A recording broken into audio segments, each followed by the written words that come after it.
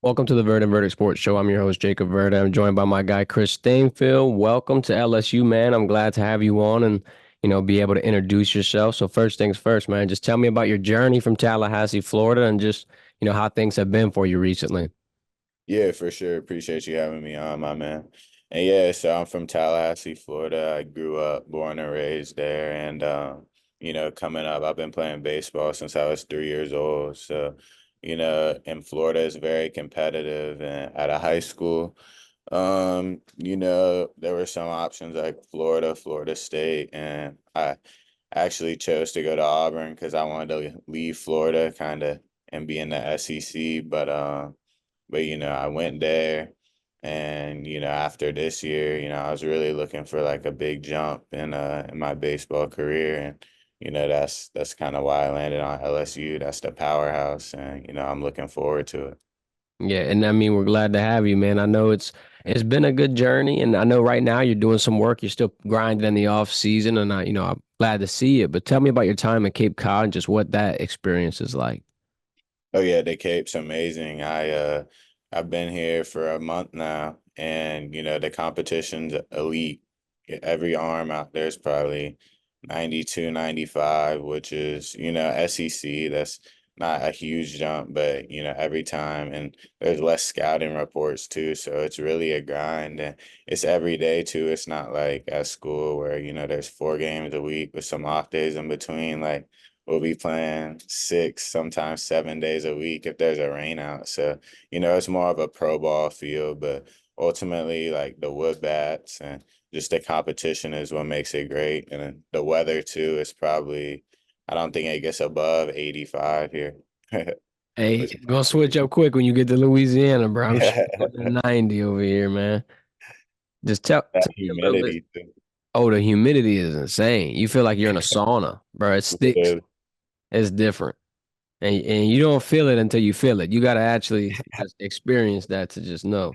But tell me a little bit about your overall career development and just, any inspirations you've had along the way. Yeah, for sure. So, like I said, I've been playing baseball since I was about 3 years old, and my inspiration's really my dad. He was my first coach, and I have a batting cage in my house, or in my house in Florida, and he'll go out there, flip to me. We'll work on swings, and just kind of talk.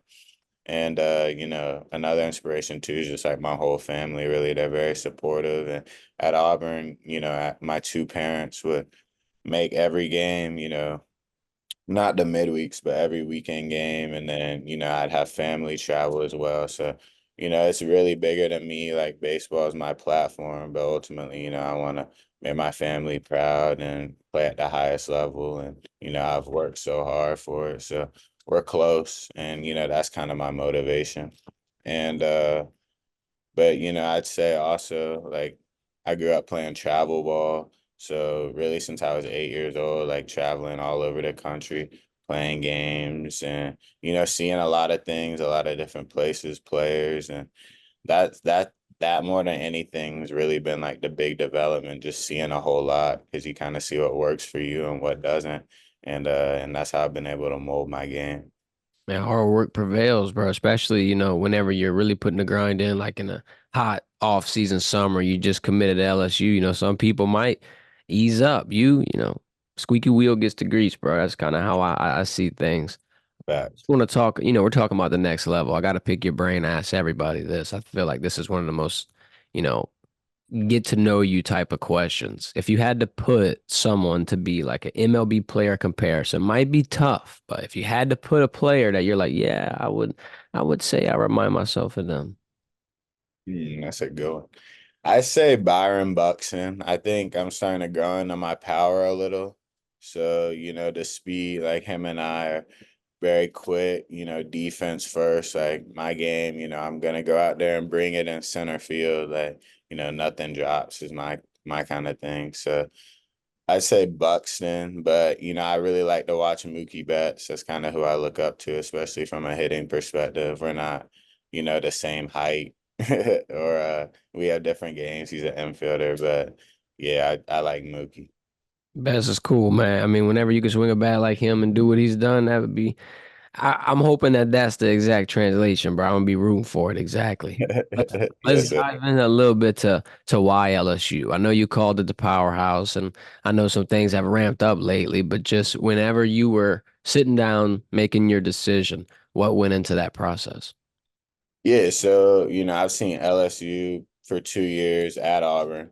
They came to Auburn my freshman year, and then this year we went to the box. So I was pretty familiar with it, just how they did things in the 3-game series.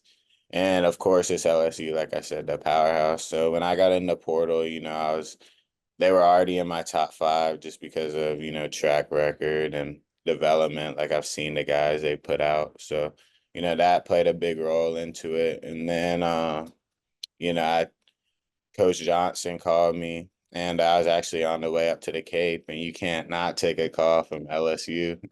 So, I talked to him for a few days.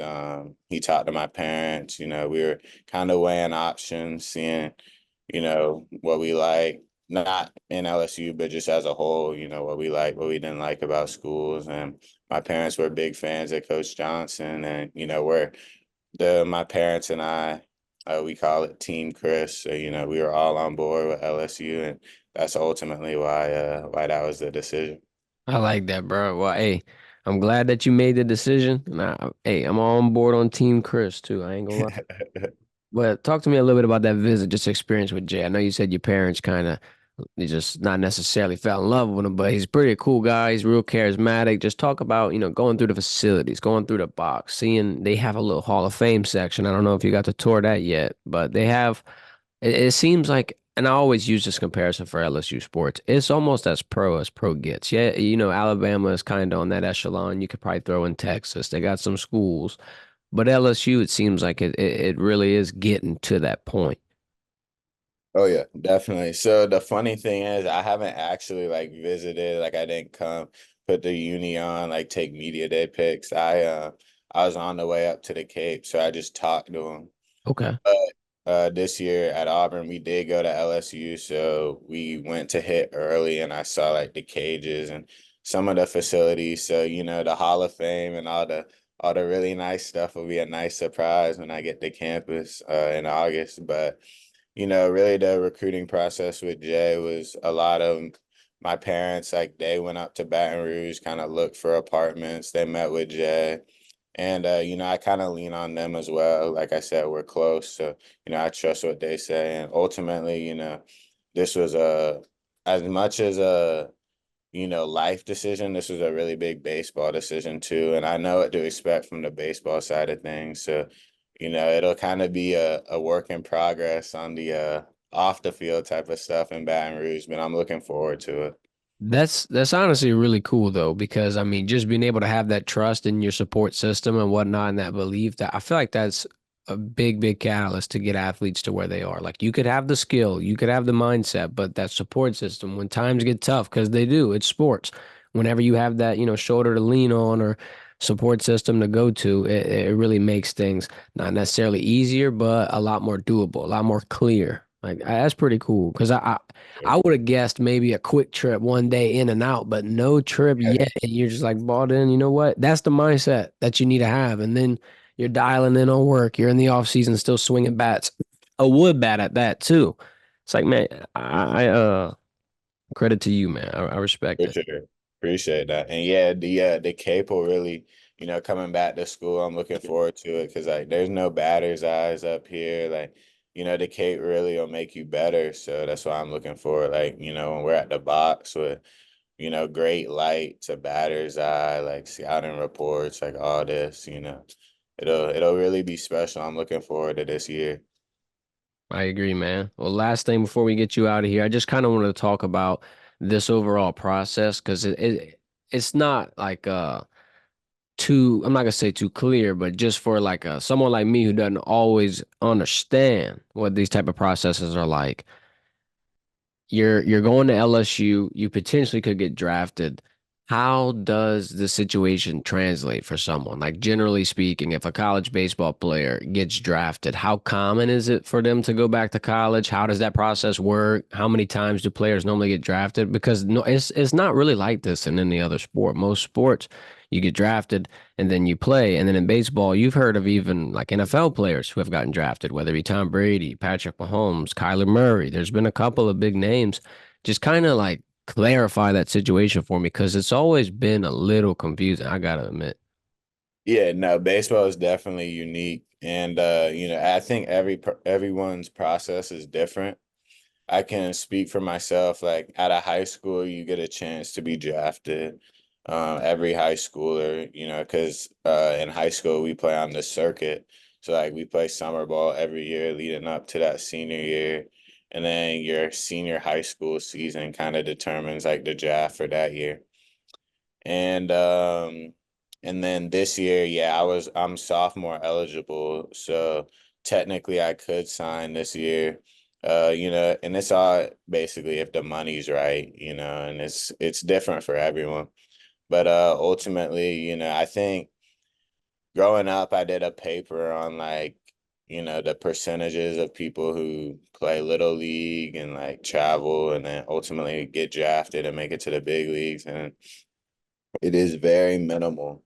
So, I for me, I just really stay humble, and I feel like each person knows their worth, like knows what they bring to the table, but ultimately it's about performance. So, being able to play at a program like LSU or really any SEC, ACC, D1 program is special.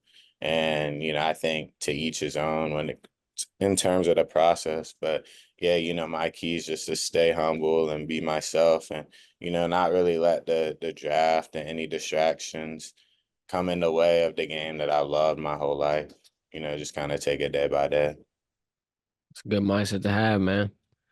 Well, it's nice to get to know you, bro. I'm gonna let you go ahead and get out of here. But Chris, let them know where you can be followed on social medias. I'll drop the link in the description as well. But I wanted to give you time to just say any last words or just be able to plug your stuff. Awesome, man. Well, I appreciate you having me on today. I'm looking forward to being in the Bayou and go Tigers. Y'all can follow me on Instagram at Chris.Stanfield. For sure, man. It was glad, or I was glad to have you. It was a pleasure. And whenever you get in the Bayou, you know who to call, bro. You can come over, do an in-person interview, and get this thing going, man. Yes, Excited. sir. Yes, sir. Y'all be my first call. I'm looking forward to it. Appreciate it, bro. You have a good one. Enjoy Cape, man.